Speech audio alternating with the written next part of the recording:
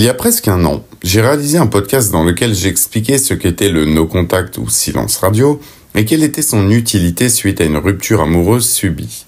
Par la suite, j'ai fait d'autres podcasts sur cette thématique et notamment un où je développais pourquoi il ne fallait pas le rompre. Mais je constate que ce sujet est encore très demandé et suscite beaucoup d'interrogations.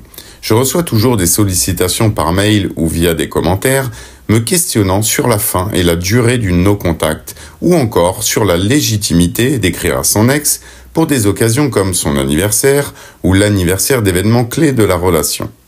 C'est pourquoi j'ai décidé de revoir le sujet et de tout regrouper dans un seul et même podcast. Bienvenue à toi. Nous allons donc revisiter la raison de ton entrée en no-contact après la rupture et quel était l'intérêt de cette attitude. Puis, nous parlerons de l'échéance du no-contact et des situations pouvant donner lieu à son arrêt.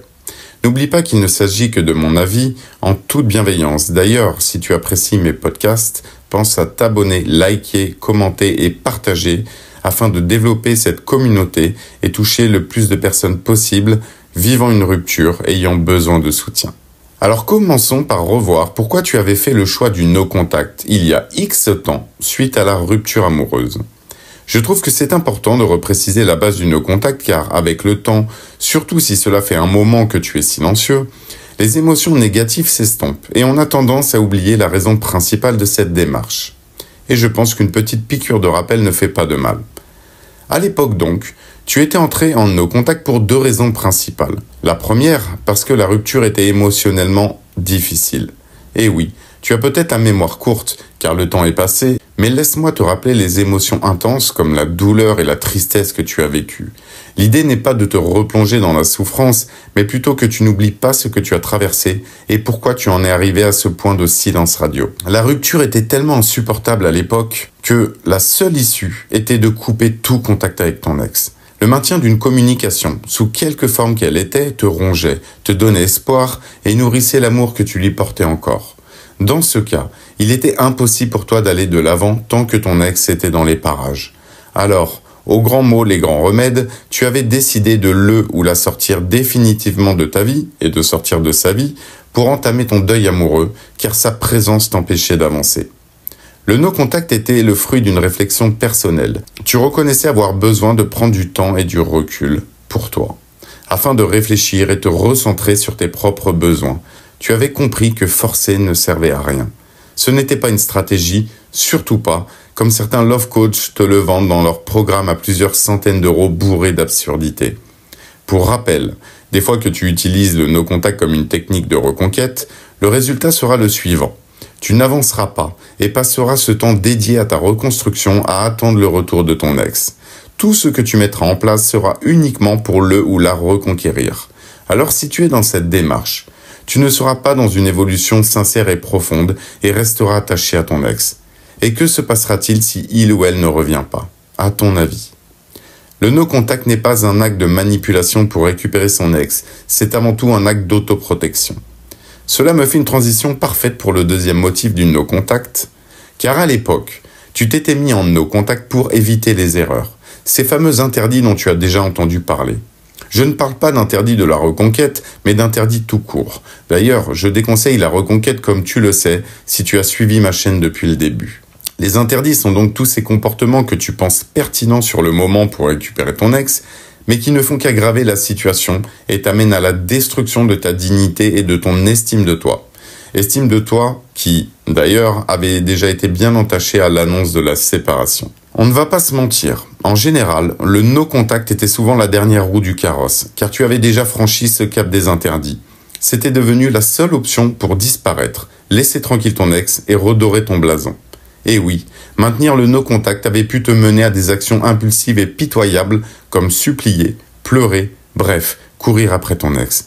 Et parfois même des actes bien plus stupides.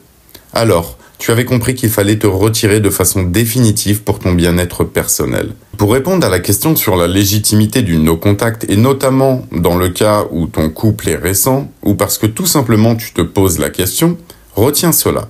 Peu importe l'histoire et la durée de la relation, le no-contact doit être mis en place lorsque tu sens que tu dois te protéger émotionnellement et que la relation n'est plus réciproque. On ne court pas après l'amour. Si quelqu'un ne veut pas ou plus de toi dans sa vie, alors laisse-le ou laisse-la. Petit rappel également sur le champ d'application du no contact. Il concerne bien tout type d'échange, physique, téléphonique, messages, réseaux sociaux, par le biais d'amis communs, etc. Scroller les réseaux sociaux de ton ex constitue aussi un acte de contact, mais indirect. Maintenant que nous nous sommes remémorés les circonstances de ton entrée en no contact, nous allons donc répondre à la question suivante. Quand faut-il rompre ce silence radio ?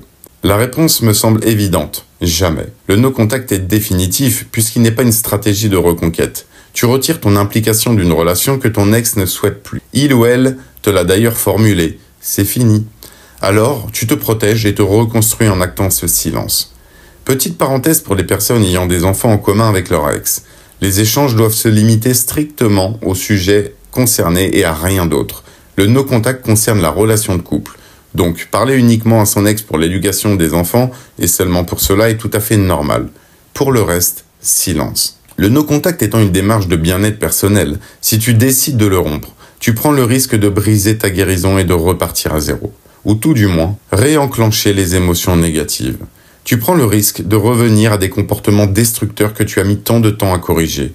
Tu prends le risque de raviver des blessures qui sont peut-être à peine cicatrisées. Sur ce sujet, ne te surestime pas. La douleur de la rupture met du temps à s'estomper, mais elle peut revenir à une vitesse que tu n'imagines même pas, même si tu penses que c'est désormais ok. Un peu comme cet ancien fumeur qui pense que des mois d'abstinence lui permettront d'avoir la cigarette plaisir, la cigarette pendant les soirées. Non. Quand tu es dépendant, c'est ta vie. Il n'y a pas de demi-mesure. Et c'est pareil avec ton ex. Chaque recontact est une façon de remettre une pièce dans la machine. Tu relances ce cercle infernal. Si cela fait des mois ou des années que tu es en no contact, déjà, permets-moi de te demander pourquoi veux-tu le ou la recontacter ? Et si tu penses que le recul est suffisant et que tu ne souffriras pas de sa réaction, si toutefois ton ex prend la peine de te répondre, tu te trompes, comme je l'ai dit plus haut. Alors si tu t'estimes réellement détaché et que ce n'est vraiment que de la curiosité, mais curiosité de quoi ? Pour devenir ami avec ton ex ? Vraiment ? N'as-tu pas assez d'amis comme ça pour vouloir nouer une amitié avec quelqu'un qui t'a rejeté et n'a même pas pris la peine de prendre de tes nouvelles depuis la séparation ? Parlons des cas spécifiques suite à certains mails que j'ai reçus. Recontacter son ex pour les événements suivants. Anniversaire, nouvelle année, date de la séparation et autres dates symboliques. La question que j'ai à te poser est « Quel est le but derrière ce message ? Quelle est ton intention ? Et sois sincère quand tu y réponds. » Tu n'as aucune nouvelle de ton ex depuis des mois, voire des années, et d'un coup, tu veux lui souhaiter son anniversaire. Ou lui rappeler que ça fait 2 ans que vous êtes séparés, ou qu'il y a 6 mois, vous aviez mangé une glace à l'endroit dans lequel tu te trouves à l'instant T, et que du coup tu penses à elle, comme ça. Je ne crois pas une seule seconde que derrière ce recontact tu ne tentes pas une nouvelle approche. Un peu comme si tu mettais les pieds dans l'eau pour vérifier la température avant de te baigner. Alors je te rappelle que ton ex t'a quitté. Si il ou elle avait envie de prendre de tes nouvelles, il ou elle l'aurait fait. Ne lui trouve aucune excuse. Si ton ex ne l'a pas fait, c'est qu'il ou elle n'en avait ni le besoin, ni l'envie. Mais peut-être que il ou elle n'ose pas, peut-être qu'elle a peur de me déranger, alors son anniversaire peut être une bonne occasion. Non. Si ton ex avait encore de l'intérêt pour toi, il ou elle serait revenu. Ton ex a eu le courage de mettre fin à une relation, alors pourquoi n'aurait-il ou elle pas le courage de revenir ? On ne court pas après son ex, on ne supplie pas l'attention, on ne quémande pas l'amour. C'est ça le silence radio, c'est savoir s'arrêter lorsque la personne a signifié de façon claire qu'elle ne voulait plus de toi dans ta vie. Il n'y a pas de stratégie là-dedans, c'est une réponse mature tout simplement. D'ailleurs, dans mes podcasts, j'ai souvent dit que tu devais faire ce que tu voulais en cas de retour de ton ex. Je ne te conseillerais jamais de te lancer dans une stratégie bidon, à faire exprès d'attendre, car c'est elle qui brise nos contacts, par exemple. Non. En revanche, sur le fait de briser de toi-même le silence radio, je suis intransigeant. Si quelqu'un doit prendre des nouvelles, c'est ton ex, pas toi. La vérité, même si elle fait mal à entendre, c'est que ton ex est déjà passé à autre chose. Il ou elle est déjà en train de tester d'autres options. Je l'ai déjà dit dans d'autres podcasts, mais à moins que ton ex soit retranché dans un temple bouddhiste ou dans une cabane au fin fond du Minnesota, si il ou elle n'est pas encore revenu, c'est qu'il ou elle est parti vérifier si l'herbe était plus verte ailleurs. Et donc, tu veux le ou la recontacter ? Alors à partir du moment où tu auras envoyé ce message, tout ce que tu feras, c'est d'être intrusif et gênant. Tiens, voilà le boulet qui me réécrit. Cela faisait longtemps. Que veut-il ? Toujours amoureux, visiblement. Penses-tu vraiment qu'en lisant ce message, ton ex va se dire « Ah oui, je l'avais oublié, heureusement qu'il ou elle m'a rappelé son existence. C'est vrai que nous étions un couple magnifique, et si je lui laissais une chance ? Oh, il ou elle me souhaite mon anniversaire, trop mignon, mais je l'aime, je l'avais complètement oublié, retrouvons-nous. » Oh non, dans le cas de son anniversaire ou du nouvel an, tu ne seras qu'un message parmi tant d'autres, pour lequel ton ex ne prendra peut-être même pas le temps de répondre. D'ailleurs, parmi les messages qu'il ou elle recevra, il y aura sûrement d'autres ex que toi dans le lot. Dans le cas d'une date symbolique liée à votre histoire, le seul message que tu véhicules est que ta vie est tellement plate sans ton ex, que tu passes tes journées à penser à chaque moment vécu avec lui ou avec elle. Je ne dis pas que ton ex est une personne insensible ou mauvaise, mais simplement qu'il ou elle a pris la décision de rupture et qu'elle était mûrement réfléchie. Je te rappelle que son deuil à lui ou à elle était déjà bien entamé avant la rupture. Alors, faisons même preuve d'empathie 30 secondes et inversons les rôles. Si l'ex que tu as quitté revenait, ajoutons le fait que cette même ex a été lourde et insistante après la rupture, comment réagirais-tu ?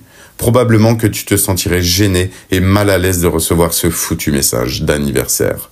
La lourdeur ultime. Alors pour résumer, il n'y a aucune date, aucun moment, aucune fête qui ne justifie le recontact. Si ton ex est né le 8 août par exemple, eh bien le 8 août est une journée comme une autre, rien de plus. Une journée de plus sans lui ou elle, c'est tout. Voilà, ce podcast de rappel sur le sujet de nos contacts est terminé. J'espère qu'il t'aura fait du bien. N'oublie pas qu'il ne s'agit que de mon avis en toute bienveillance. Prends soin de toi et à très bientôt.